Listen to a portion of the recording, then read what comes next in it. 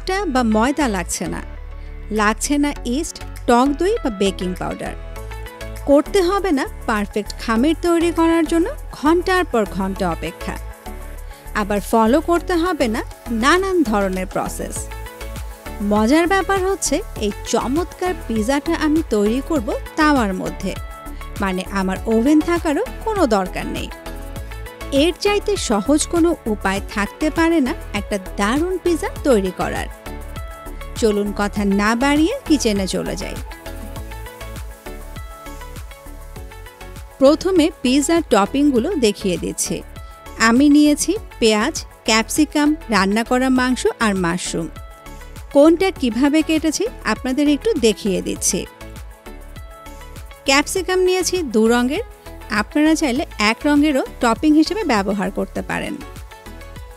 আমি কোনোটারই পরিমাণ বলছি না, যার যেটা ভালো লাগে সেটা বেশি করে দেবেন।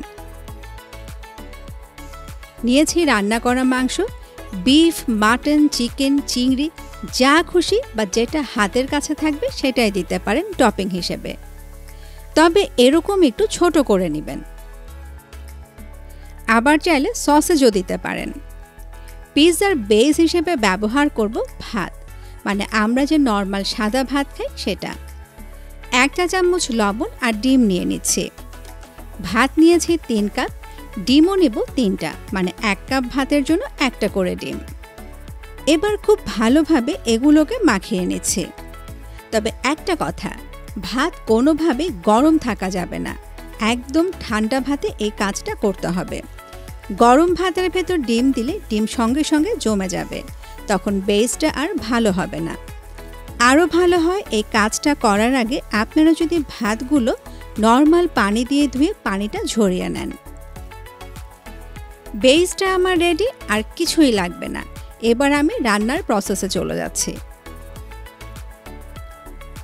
পিৎজাটা যেহেতু প্যানে করব, মানে বেক করব না, তাই টপিংগুলোকে হালকা করে সতে করে নিচ্ছি। সামান্য বাটার গলিয়ে এর মধ্যে প্রথমে মাশরুমগুলো দিয়ে দিচ্ছি। অনেকেই ধারণা করেন ক্যানের মাশরুমে আলাদা একটা গন্ধ থাকে। ক্যানটা খোলার পর মাশরুমগুলো নর্মাল পানি দিয়ে ধুয়ে তারপরে বাটারের ভেতর রান্না করবেন, দেখবেন কোনো গন্ধ নেই। একদম ফুল আছে 1 মিনিটের মতো রান্না করে নিলাম। ক্যাপসিকামগুলো দিয়ে দিলাম। ক্যাপসিকাম আসলে কাঁচাই খাওয়া যায়, তারপরে একটু সফট করার জন্য মিনিট খানেক রান্না করছে। ফ্লেভার বাড়ানোর জন্য গোলমরিচের গুঁড়ি নিয়ে নিচ্ছি 1/4 চা চামচ। সাদা বা কালো হাতের কাছে যেটা থাকবে সেটাই দিয়ে দেবেন। সেই সাথে পিৎজার সবচেয়ে ইম্পর্ট্যান্ট উপকরণ অরিগানো নিয়ে নিচ্ছি 1/4 চা চামচ। এই অরিগানো ছাড়া কোনোভাবেই পিৎজার ফ্লেভার রেস্টুরেন্টের মতো হবে না। একটু মিক্স করে নিচ্ছি। আবারও বলছি, চুলোর আঁচটা ফুল থাকবে। মিডিয়াম বা লো আঁচে যদি সতে করি তাহলে সবজিগুলো থেকে পানি ছাড়বে আর সবজিগুলো বেশি সফট হয়ে যাবে, তখন পিৎজার টপিং হিসেবে এগুলো খেতে একটুও ভালো লাগবে না। রান্না করা মাংস আর পেঁয়াজের রিংগুলো দিয়ে দিলাম। এবার আর রান্না করব না, জাস্ট একটু মিক্স করে নেব। এই সবজিগুলো কোনোভাবেই একদম সফট করে ফেলবো না, একটু কচকচাই থাকবে, বিশেষ করে পেঁয়াজগুলো।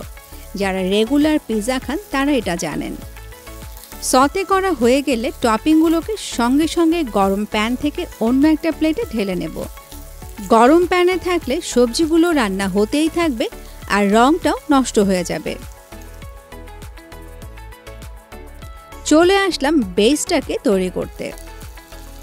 বাটার নিয়ে নিচ্ছি। বাটারটা দিলাম, তাহলে বেসটা আর প্যানের সাথে লেগে যাবে না। বাটারটা দেখেন আমি একটু প্যানটাকে ঘুরিয়ে ঘুরিয়ে সারা প্যানে ছড়িয়ে নিলাম।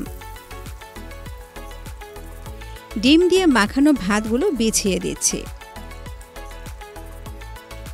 চুলোর আঁচটা কিন্তু মিডিয়াম আর লোয়ের মাঝামাঝি আছে, কোনোভাবে হাই হিটে রাখা যাবে না। কিভাবে দিচ্ছি বা কি করছি সেটা স্ক্রিনে আপনারা দেখে বুঝতেই পাচ্ছেন।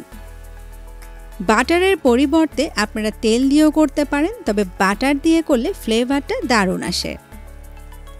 বিছানোর সময় একটু লক্ষ্য রাখতে হবে যেন কোথাও উঁচু কোথাও নিচু এমন না হয়, মানে একদম সমান করে বিছিয়ে দিতে হবে। শেপটাকে একটু সুন্দর করে দিচ্ছি। বুঝতে পারছেন তো, চুলোটা কিন্তু আমি বন্ধ করিনি, মিডিয়াম আর লোয়ের মাঝামাঝি আঁচে আছে। এবার ঢাকনা দিয়ে ঢেকে অপেক্ষা করছি 5 মিনিট। এই 5 মিনিটের মাঝে একবারও ঢাকনাটা খুলবো না বা এটাকে উল্টাতেও যাব না। 5 মিনিট পর কি করছি দেখেন। বেসটাকে এবার আমি উল্টে দেব। উল্টানোর প্রসেসটা একটু ভিন্ন, ভালো করে লক্ষ্য করুন। প্যানের সমান একটা প্লেট প্যানের উপরে দিয়ে দিলাম। এবার আস্তে করে ফ্লিপ করে উল্টে নিচ্ছি। এবার বেসটাকে প্যানের উপর দিয়ে দিচ্ছি। বুঝতে পারলেন তো, বেসটা উল্টে গেল। আমার ঘরে তৈরি করা টমেটো সস দিয়ে দিচ্ছি। একটা ব্রাশ দিয়ে সুন্দর করে দেখেন স্প্রেড করে দিচ্ছি। আমি টমেটো সস নিলাম, আপনারা চাইলে পিৎজা সস বা টমেটো ক্যাচাপও দিতে পারেন।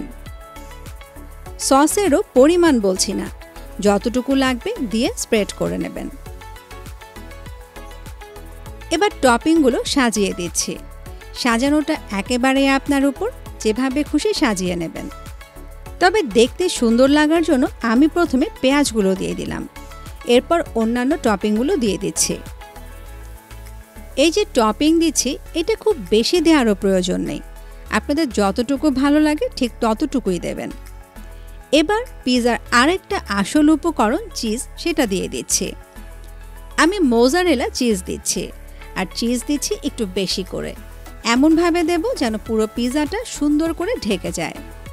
আসলে পিৎজাতে চিজ যত বেশি দেওয়া যায় খেতে তত বেশি ভালো লাগে। একটু স্পাইসি করার জন্য চিলি ফ্লেক্স দিয়ে দিচ্ছি। যে যেরকম ঝাল খেতে পছন্দ করেন সেই অনুযায়ী দিয়ে দেবেন। ঝাল যদি পছন্দ না করেন তাহলে চিলি ফ্লেক্সের পরিবর্তে ফ্লেভার বাড়ানোর জন্য পাপরিকা পাউডারও দিতে পারেন। চুলোর আঁচটা এখনও মিডিয়াম আর লোয়ের মাঝামাঝি আছে। এবার ঢাকনা দিয়ে ঢেকে দিচ্ছি। 5-6 মিনিট অপেক্ষা করলেই দেখবেন চিজগুলো খুব সুন্দরভাবে গলে গেছে, আর পিৎজা থেকেও দারুণ একটা ফ্লেভার পাচ্ছেন। তখনই বুঝতে হবে পিৎজাটা একদম রেডি। সব কিছু কিন্তু সেদ্ধ করাই, তাই পিৎজাটা হতে খুব একটা বেশি সময় লাগবে না। বেজের উপর সস দেওয়ার জন্য অতটা ক্রিস্পি হবে না, তবে যে পার্টটা এখন নিচে প্যানের সাথে লেগে আছে সেটা খুব সুন্দরভাবে ক্রিস্পি হয়ে যাবে। দেখেন কত সুন্দরভাবে চিজগুলো গলে গেছে। পিৎজাটা একদম রেডি, এবার সার্ভ করে দিচ্ছি। দেখে মনে হচ্ছে না যে এখনই ঝাঁপিয়ে পড়ি? কখনো ভেবেছিলেন কি ভাত দিয়েও পিৎজা করা যায়? এখন থেকে ভাত বেঁচে গেলে আর উপকরণগুলো হাতের কাছে থাকলে অবশ্যই চটপট পিৎজা তৈরি করে বাচ্চাদেরকে চমকে দেবেন। সেই সাথে দোয়া করার সময় আমাদের কথা মনে রাখবেন। এতক্ষণ সময় দিয়ে সাথে থাকার জন্য সবাইকে অসংখ্য অসংখ্য ধন্যবাদ।